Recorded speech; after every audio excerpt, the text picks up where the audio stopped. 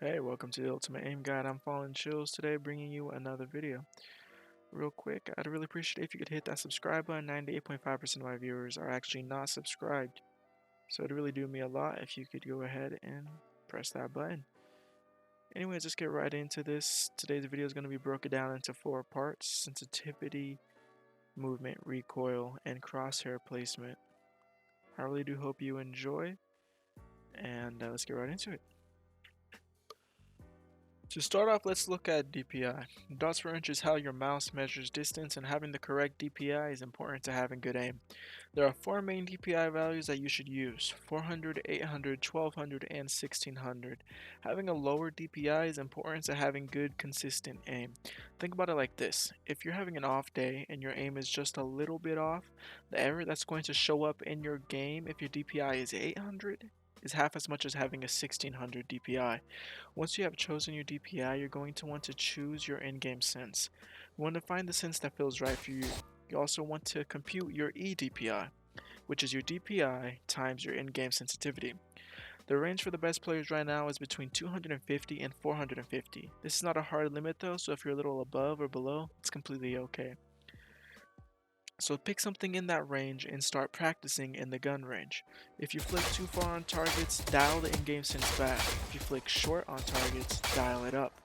You should be able to follow a target smoothly while moving around it. Once you have a set sense, go to an aim trainer like AimLab, which is free, or Kovacs, and put hours into developing your muscle memory. Then come back to the shooting range and practice on bots. You will have decent aim at the very least if you can kill 100 bots in 2 minutes and at least 25 bots on the medium difficulty. Movement is the backbone of your aim in Valorant, and without good movement, you will never have good aim. That is because Valorant has movement and accuracy, meaning when your character is running, your bullets will not go to your crosshair. In order to combat this, there are a number of techniques, and the biggest one is going to be counter-strafing, pressing the opposite movement key to completely stop your character. This enables you to take perfectly accurate shots, and getting this tech down is one of your fundamentals for Valorant. So all I want you to do to practice this is to move, stop, and then shoot, and just do this over and over again until it is second nature for you to do while you are running. Along with this is shift shooting. In Valorant, shift walking has consistent enough accuracy to be able to shoot while walking. This is useful for slow peeking corners and silently clearing areas. Understanding how your character moves is essential in this game, and I'll have more videos coming out to go in depth on the movement topic. For now, just practice what I stated and you'll get it down in no time. Understanding how your guns work is necessary in order to control them and send your bullets where you want them to go. Recoil control is this fight against your gun. The way recoil controls works in Valorant is for the initial 7 to 8 bullets, they have a predetermined pattern and go straight up in a line.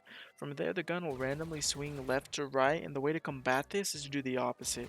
Pull down for the first 7 to 8 bullets and then swing the opposite way to pull the bullets back to the center.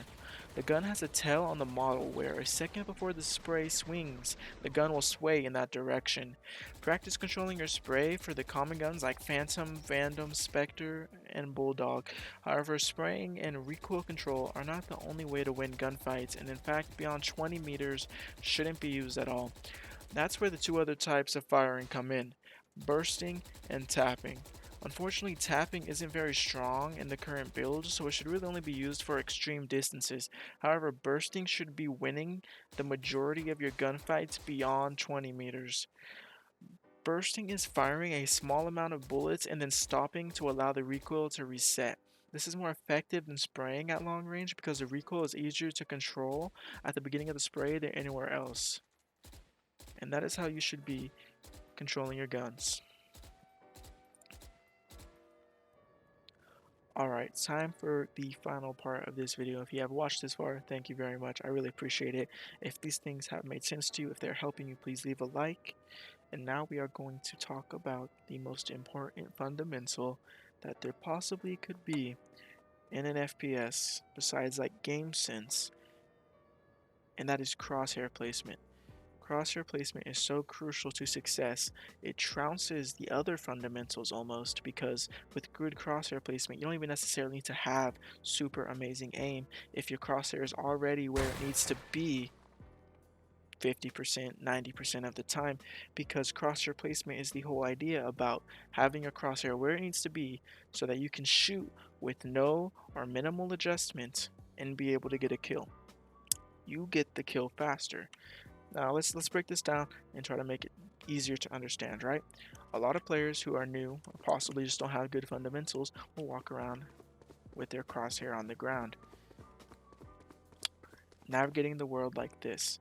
Now, let's say that there is an enemy right there.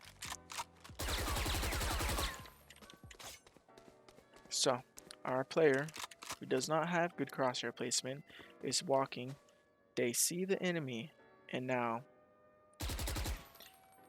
they have to make this adjustment to be able to hit a shot on that enemy. That is a crazy flick, and even some of the best aimers may have problems with that flick.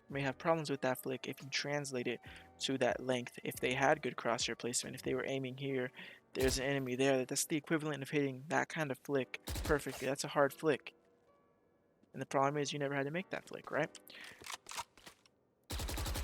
If you have the enemy there and you came around this with good crosshair placement, right?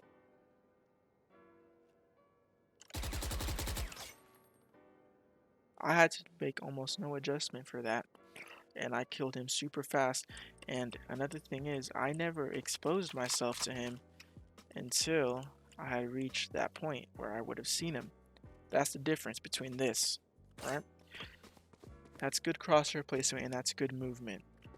So good crosshair placement is having your crosshair at head level at all times.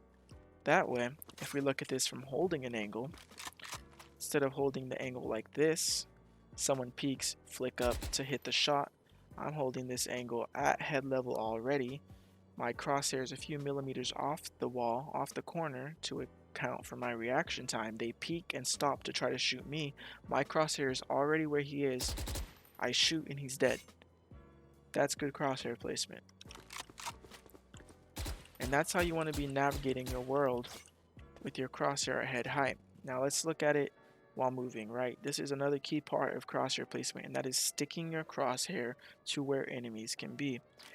So, let's clear mid in a shift walk, right? I don't know there's an enemy here, so my crosshair is stuck to this corner while I swing out.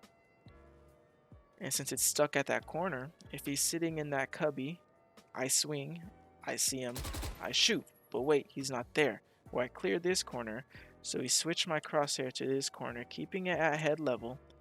Check this corner, nothing. Swing to this box's corner, which transfers to this corner. We swing as far as we can this way. We don't see anyone at head level here, so now we stick it back to this corner. Now we're hugging the other wall as we swing. Stick it to this corner, back to this corner, see nothing. So we flip back around, stick it back to this corner. Do you see what I'm doing? I'm sticking to corners to check my distances, my lengths for every single angle, and I only move out when I am checking that angle actively without overexposing myself.